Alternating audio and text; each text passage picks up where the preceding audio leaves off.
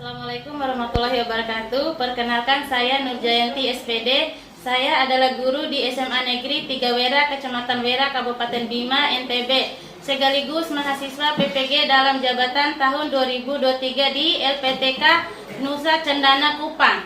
Hari ini tanggal 4 November 2023 saya akan melaksanakan uji kinerja atau UKIN. Dilaksanakan di sekolah saya di SMA Negeri 3 Wera, Kecamatan Wera, Kabupaten Bima. Berikut adalah video kinerja saya. Selamat menyaksikan. Terima kasih. Wassalamualaikum warahmatullahi wabarakatuh.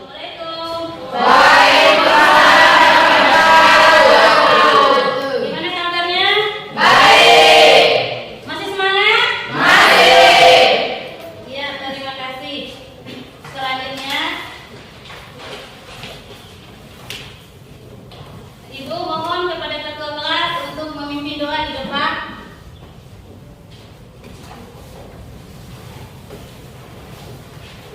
Sebelum kita memulai pembelajaran, mari kita berdoa. Berdoa dalam hati, mulai.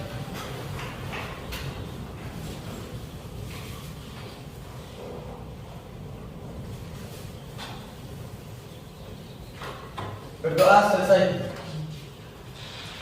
Terima kasih untuk ketua kelas. Nah, sekarang hadir semua? Hadir. Ada yang tidak hadir? Tidak. Ya, berarti hadir semua ya? Ya. Nah, sekarang Ibu akan mengapresiasi atau mengakses kehadiran kalian ya.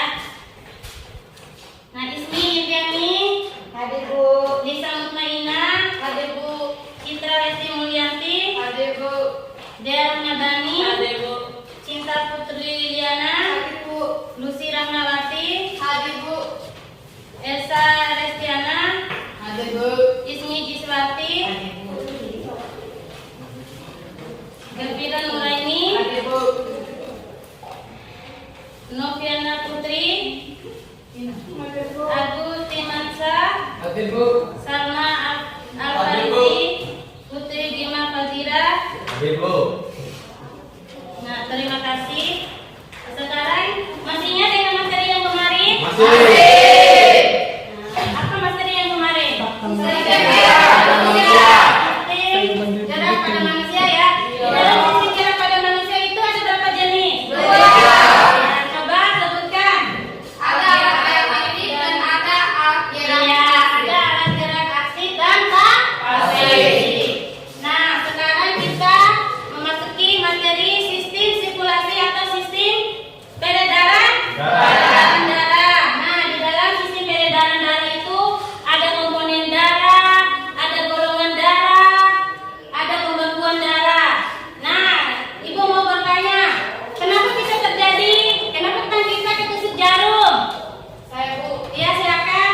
Akan terjadi infeksi pada luka Ibu. Ya, akan terjadi infeksi pada tangan ketika ditusuk jarum. Pada saat ditusuk jarum itu darah tidak keluar banyak ya, karena sedikit tertusuk.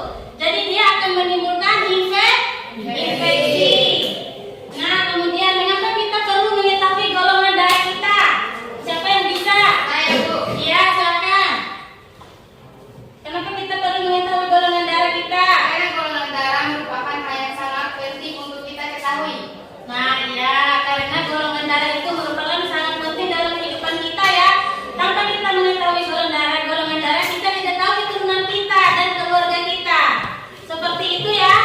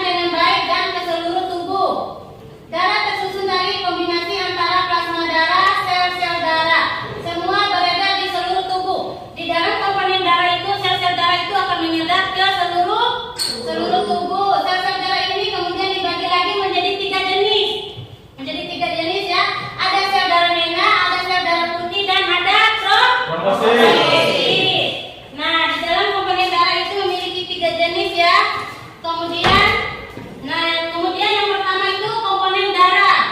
Komponen darah itu merupakan bagian tubuh yang sangat penting. Darah dalam tubuh terdiri plasma darah, sel-sel darah, dan komposisi darah. Kemudian di dalam darah itu meliputi ada protein, garam, mineral, bahan organik, sistem metabolisme, hormon, dan gas. Kemudian itu dinamakan darah. Di dalam darah itu ada plasma darah. Di dalam plasma darah itu ada sel darah, eritrosit, leukosit, dan trombosit.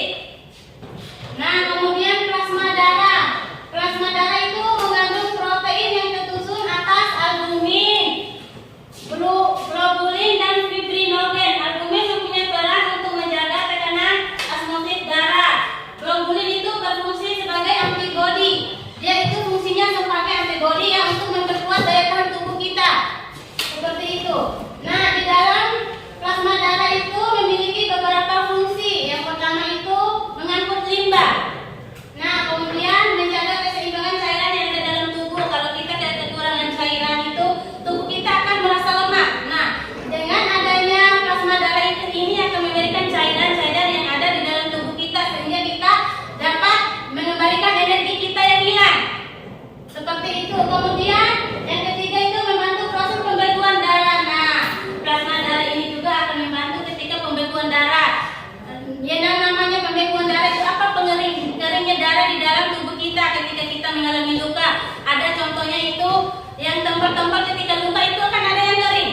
Nah, disitulah plasma darah berperan. Kemudian menjaga suhu tubuh. Yang kelima membantu melawan infeksi. Dia juga akan membantu melawan infeksi. Yang keenam itu menjaga keseimbangan asam dan basa. Nah, kemudian yang B itu eritrosit atau sel darah merah. Eritrosit atau sel darah merah ini merupakan bagian utama dari sel-sel darah.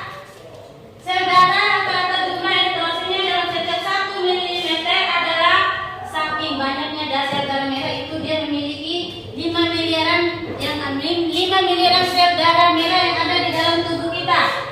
Nah, kemudian selanjutnya eritrosit ini merupakan bikonval, melengkung. Bentuknya itu melengkung ya.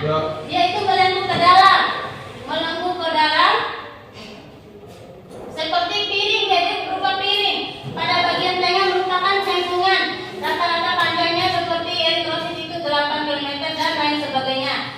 Nah, di dalam sel darah merah itu terdapat hemoglobin yang berperan dalam memberikan warna merah dalam tubuh. Nah, kenapa sel darah merah itu berwarna merah? Karena di dalam sel darah merah itu mengandung hemoglobin. Ya, karena di dalam sel merah itu mengandung hemoglobin, itu warnanya akan merah. Kemudian yang terakhir itu berfungsi untuk mengangkut CO2 dan O2.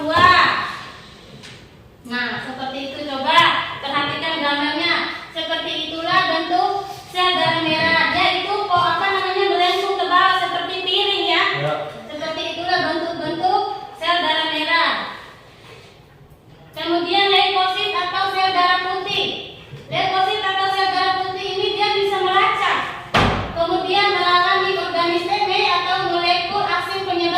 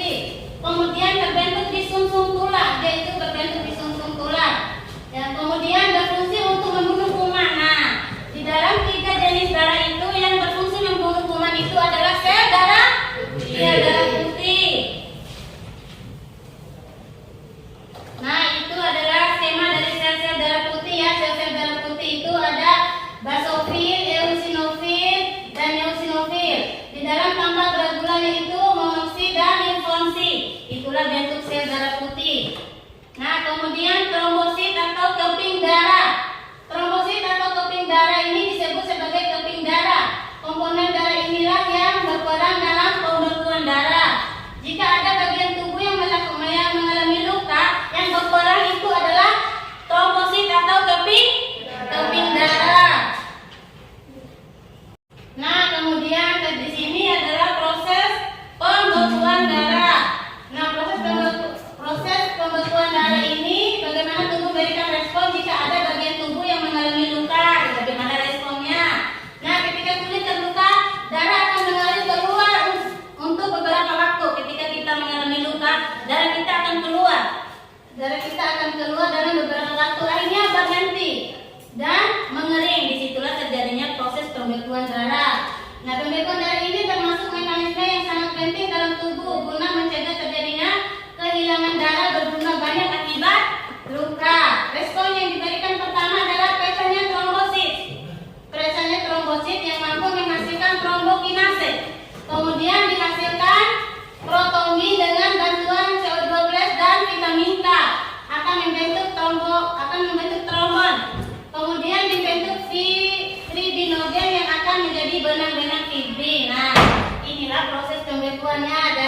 Dari trombosit pecah ini mengeluarkan trombokinase, kemudian trombokolin menghasilkan trombin dan fibrinogen menjadi fibrin. Inilah proses pembekuan darah. Nah, kemudian golongan darah seperti pertama tadi. Kenapa kita perlu melakukan golongan darah ya? Nah, pertama golongan darah pada manusia itu ada 4 bagian. Yang pertama ada A, terus B, O, dan AB. Ya, dari golongan darah itu ada 4 ya, ada A, B, O, dan AB. Pengolongan darah ini didasarkan oleh kandungan aglumen atau antigen pada sel darah merah dan aglutinin pada antibodi. Bagian pertama pada plasma darah antigen pada sel adalah sel darah merah merupakan suatu bagian berupa glikoprotein atau glikonase. Nah, inilah bentuk ini adalah tabel golongan darah ya. Ada arsinogen pada sel darah merah dan anti-arsinogen pada plasma darah. Nah, kemudian transfusi darah. Nah, transfusi darah itu adalah pemberian darah. Contohnya ibu golongan darah A, ibu golongan darah O akan mentransfusikan golongan ke siswa yang golongan darah O. Seperti itu merupakan golongan darah ya. Kita akan memberikan darah dari seseorang kepada orang lain yang membutuhkan darah kita. Orang yang memberikan darah disebut donor. Ingat ya, orang yang memberikan darah itu disebut donor, sedangkan orang yang menerima darah disebut resipien. Nah, dalam transfusi darah, donor darah memperhatikan jenis agglutinogen atau antigen yang memilikinya, sedangkan pada resipien yang perlu diperhatikan adalah anti-agglutininnya atau antibodi. Nah, di sini adalah skema transfusi darah ya. Ada golongan darah A, B, AB, dan O. Golongan darah O itu golongan darah spesial yang dia bisa memberikan golongan darah ke A, B, dan AB. Nah, sekarang sampai di sini materi yang Ibu jabarkan ya. Sekarang kita masuk ke presentasi atau kelompok. Nah, Ibu harap bisa mengambil tempat seperti yang telah kita bagikan kemarin ya sebelum pertemuan ini. Mohon masing-masing kelompoknya.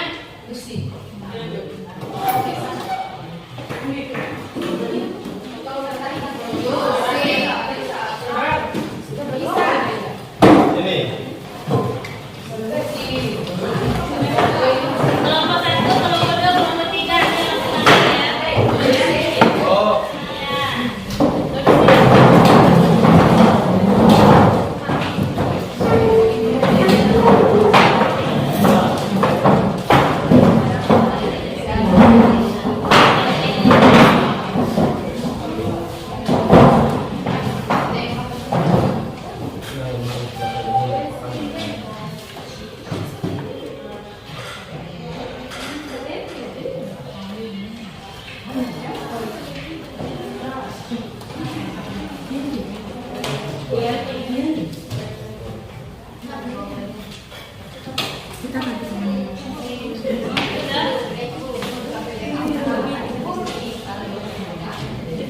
Nah,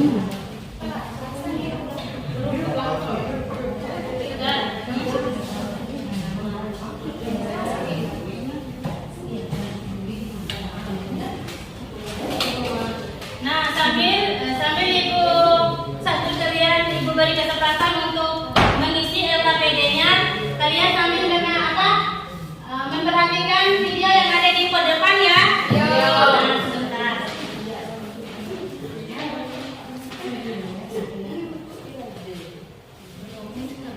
Sambil kita menunggu ibu memutar videonya, ibu kasih 10 menit buat kalian mengisi LKPD-nya ya.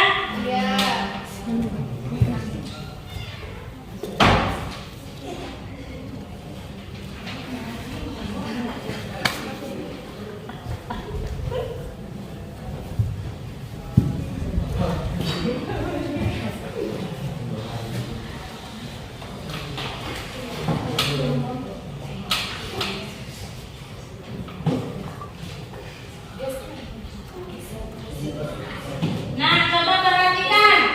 Coba perhatikan di depan ya. Sini.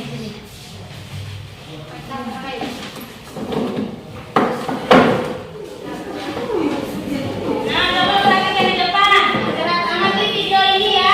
Ini adalah proses pembekuan darah. Coba perhatikan dan amati apa yang kalian temukan di dalam video tersebut. Coba ya.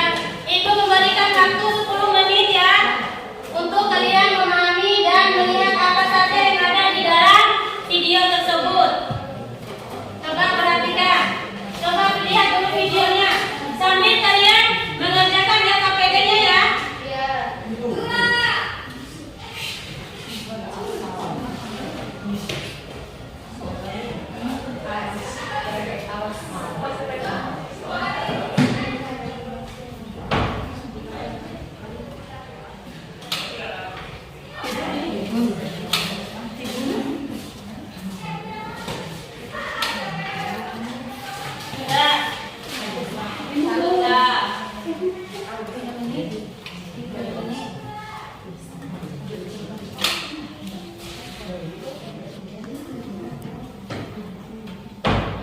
Sekarang waktunya ibu masing-masing kelompok mempresentasikan hasil pengisian LKPD-nya ya.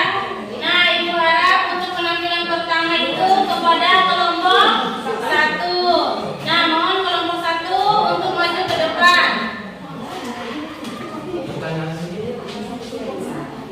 Untuk kelompok 1.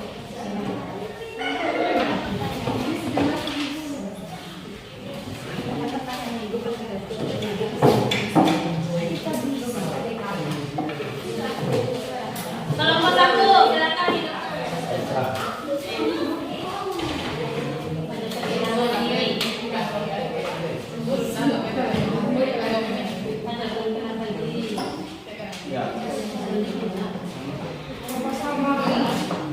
Assalamualaikum warahmatullahi wabarakatuh. Waalaikumsalam warahmatullahi wabarakatuh.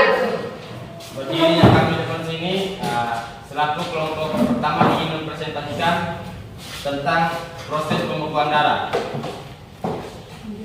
Proses pembekuan darah bisa terjadi pada saat luka. Permukaan yang terkena luka akan menjadi kasar. Proses pembukaan darah diawali dengan kepingan darah yang menyentuh luka. Permukaan luka, kemudian keping darah tersebut akan pecah. Ketika pecah, keping darah tersebut akan mengeluarkan enzim trombokines atau tromboplastin. Kesimpulannya, proses pembekuan darah berperan penting dalam memperbaiki pembuluh darah yang rusak sehingga peredaran berhenti. Prosesnya sendiri melibatkan penyempitan pembuluh darah untuk membatasi aliran darah. Mungkin teman-teman ada yang mau bertanya? Kita membuka sesi pertanyaan. Ya, dari kelompok berapa? 3. Untuk kelompok 1 dari kelompok 3, protein apa yang berperan dalam pembekuan darah? Jawaban untuk kelompok 3 ya? Protein untuk pembekuan darah adalah albumin. Albumin adalah protein dalam darah yang berfungsi untuk menjaga keseimbangan keseimbangan cairan di dalam tubuh. Gimana, pas? Mungkin pada kelompok 2. Kapan proses pembekuan darah terjadi? Proses pembekuan darah itu terjadi saat pendarahan, entah itu sedikit atau banyak. Ibu akan langsung memberikan sinyal ke otak untuk melakukan proses pembekuan darah. Mungkin masih ada yang mau bertanya? Tidak. Sekian presentasi dari kelompok 1. Wassalamualaikum warahmatullahi wabarakatuh. Waalaikumsalam warahmatullahi wabarakatuh. Nah, selanjutnya kelompok 2. Tidak ada kelompok 2. Kelompok 2 ya.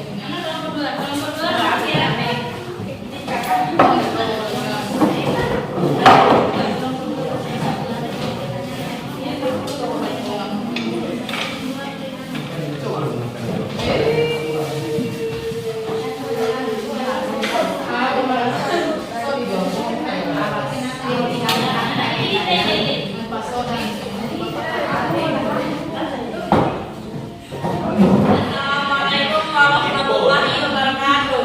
Waalaikumsalam warahmatullahi wabarakatuh. Alhamdulillahirabbil alamin. Wassalatu wassalamu ala asrofil anbiya'i wal mursalin wa ala alihi wa ashabihi ajmain, amma ba'd.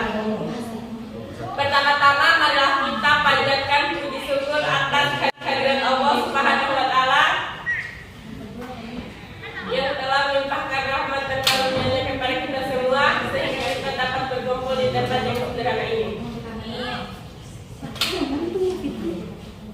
Adapun berdirinya kami di sini ingin mempresentasikan hasil kerja sama kami yang berjudul tentang jenis-jenis darah yang akan dibacakan oleh Cinta Putiliana.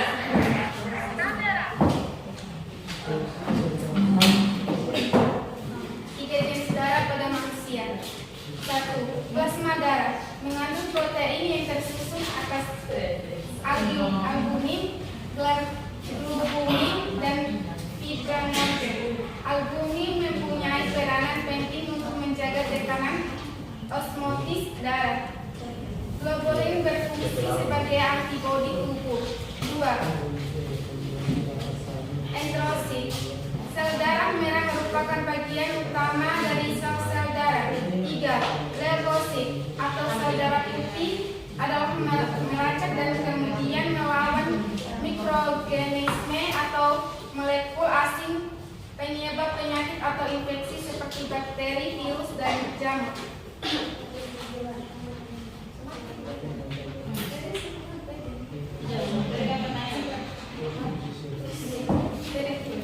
Ada yang ingin bertanya? Saya dari kelompok 1. Sel darah apa yang sering dilakukan transfusi darah? Sel darah merah, karena sel darah merah Iya, saya darah terus. Kemudian Sebutkan bentuk-bentuk darah. bentuk darah ada 2. 1. Cair. Separuh bagian darah disebut cair adalah plasma darah, terbuat dari campuran air, protein, dan gas. 2. Padat. Sel darah putih dan merah. Kesimpulan bahwa ketiga jenis-jenis yang kami pelajari memiliki fungsi dan peranan yang berbeda-beda sehingga dapat diketahui sel darah putih, sel darah merah, dan plasma darah sangat dibutuhkan oleh manusia dan berperan penting. Sekian presentasi dari kami. Wassalamualaikum warahmatullahi Nah, wabarakatuh. kami tepuk tangan buat orangnya. Nah, kemudian kelompok yang terakhir. Bismillahirrahmanirrahim. Assalamualaikum warahmatullahi wabarakatuh. Waalaikumsalam warahmatullahi wabarakatuh. Perkenalkan, nama saya Samuel Farisi. Berdirinya kami kelompok 3 di sini, kami ingin mempresentasikan hasil kerja kelompok kami yang berjudul fungsi sel darah putih yang akan dibacakan oleh saudari Lisa Mukainan. Fungsi sel darah putih atau leukosit. 1. Menghasilkan antibodi, merupakan zat yang dapat membasmi virus, bakteri, jamur, parasit, serta zat berbahaya yang masuk ke dalam tubuh. 2. Sel darah putih sebagai salah satu bagian terpenting dalam sistem imunitas atau kekebalan tubuh. 3. Untuk melawan berbagai mikroorganisme penyebab infeksi. Apakah ada yang ingin bertanya? Saya. Kelompok 1. Sel darah apa yang mampu melawan molekul asing yang masuk ke dalam tubuh? Sel darah putih atau leukosit adalah sel darah yang mampu melawan bakteri. Apakah ada yang ingin bertanya? Kelompok 2. Apa yang terjadi ketika tubuh mengalami kekurangan sel darah putih? 1. Infeksi. 2. Kelainan bawaan. 3. Gangguan pada darah atau sumsum. 4. Kekurangan gizi. 5. Leukemia. Sekian presentasi. Kesimpulannya adalah peran sel darah putih atau leukosit yang ada dalam tubuh kita atau manusia merupakan peran sangat penting karena sel darah putih dapat melawan mikroorganisme yang menyebabkan infeksi dan penyakit yang menyerang tubuh kita. Sekian presentasi dari kelompok 3. Wassalamualaikum warahmatullahi wabarakatuh. Kita berikan apa kepada kelompok 3. Nah, terima kasih atas presentasinya. Ibu sedikit memberikan penguatan terhadap tiga kelompok tadi. Ibu akan sedikit memberikan kesimpulan dari 3 kelompok ya. Di dalam sistem komponen-komponen darah, di dalamnya ada pembekuan darah, fungsi darah, dan jenis-jenis darah itu merupakan hal yang sangat penting bagi tubuh kita. Karena tanpa adanya darah, sel darah, dan plasma darah itu, tubuh kita tidak berfungsi dengan baik. Nah, kemudian selanjutnya dari materi yang ibu paparkan dan jelaskan tadi dapat ibu simpulkan bahwa dari komponen darah ada beberapa item. Yang pertama itu ada proses pembekuan darah, kemudian donor darah, dan komponen-komponen darah. Karena di situ sangat terpenting dan sangat berpengaruh dalam suatu kehidupan kita. Karena memang tanpa darah kita tidak berfungsi dengan baik dan tidak berfungsi dengan normal. Karena kurang darah kita akan mengalami hemoglobin anemia atau dikatakan HB kurang darah. Nah, selanjutnya Ibu akan membagikan sebuah soal praktek ya. Mohon kalian menjawab pertanyaan yang Ibu bagikan.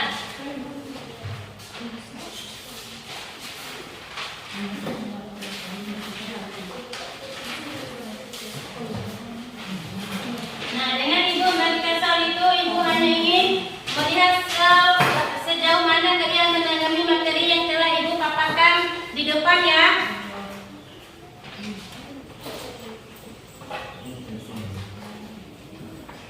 Sebelum Ibu mengakhiri, Ibu akan memperingatkan materi yang kemarin kita akan belajar mengenai sistem pencernaan makanan.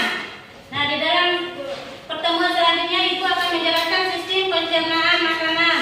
Kemudian sebelum Ibu menutup, Ibu mohon kepada ketua kelas untuk memimpin doa.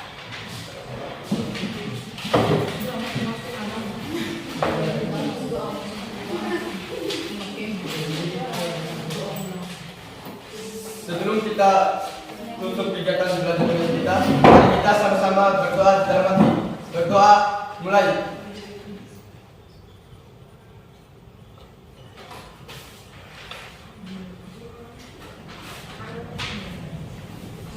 Berdoa selesai.